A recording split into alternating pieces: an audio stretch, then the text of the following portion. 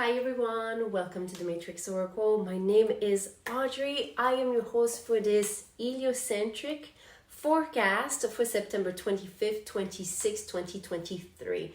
What is heliocentric? It is from the perspective of the sun.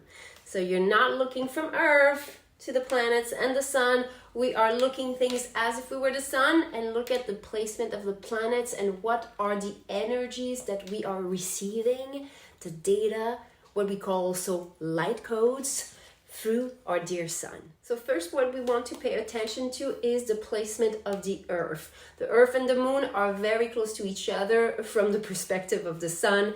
And right now, we are starting our journey to receive the first degrees of the zodiac wheel, first degrees of Aries. Everything that has to do with divine will, divine creation. Neptune, the master teacher of goals, dreams, aspirations, is still from this perspective in the last degrees of Pisces. And that means that it is very close by to the earth and the moon's placement. So all that has to do with our subconscious patterns of creation is being brought up to the surface, so we are finally becoming more aware of the way we used to create in the past, whether or not we were in a repellent type of vibrational state of being, and how to align our energies, yin yang, so masculine, feminine, and how to create from a renewed place of attraction. After looking at the main topic, because we're on Earth, and what is conjunct, so close by to the earth, we want to look at the general sacred geometry, which is the general shape. You can relate it to the illustration of a game plan. You know, if you're doing any type of sports, team sports, it's like a strategy, but it's a strategy for reaching higher consciousness. So here the strategy, the main one, is called a kite. This is composed with a grand trine and this little triangle that's called a shield of fate or protection. What is the kite? Some of you have been asking, so let me answer. The kite is two sacred geometries put together. The grand trine is a flow of abundance. It's usually linking exact similar elements. So here we have Pisces, here we have Cancer, and here we have the very last degrees of Libra, so very close by to Scorpio. So that would create an inflow of energy because it's the same element. Now, when you do have this little protective shield, there's a little bit of a condition here. And what I mean by condition is acting as a safe regulator to the momentum of the grand trine. Because the grand trine, if it's in distortion to a certain flow, that means in your negative inflow, then it's just going to spiral towards that dynamic. When you have the kite, so with the added protective shield, you have a little bit of motion down. It's slowing down the momentum. So you would want to look at what is at the apex, so the point, and usually in direct opposition to one of the planets, one of the placement of the grand trine. Let's dive into this kite, shall we? We have Saturn in the first degrees of Pisces. Saturn is teaching us the impact of our actions, our words, our emotions. Here we have also Mars in the last degrees of Libra that is teaching us about our energy in motion that leads us to action.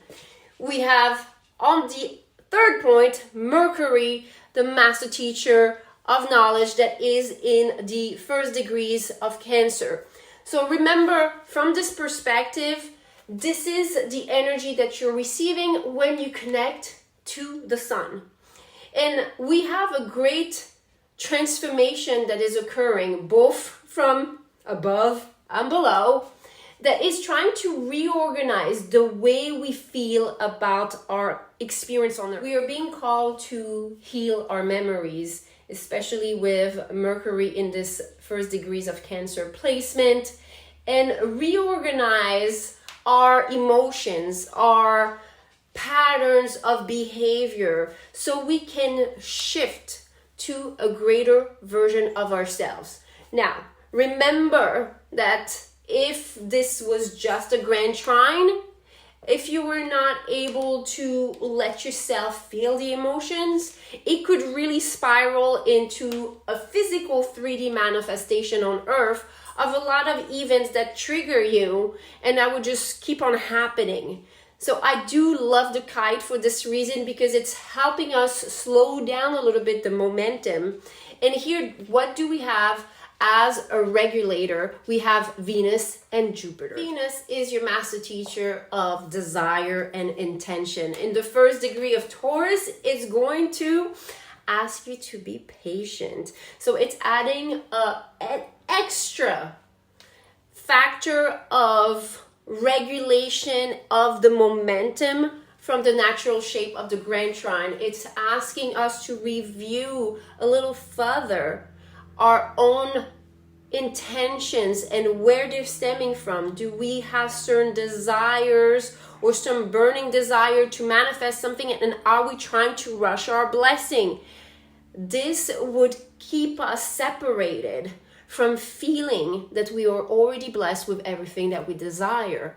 This is what Jupiter in those placements, the master teacher of spiritual abundance, is trying to reiterate as a lesson. What I love is that once you're able to rewire and retune, realign yourself to the abundance of this universe, to feeling patient with the divine cycle and rhythm of everything that is around you, because nature is naturally abundant organically, and so are you.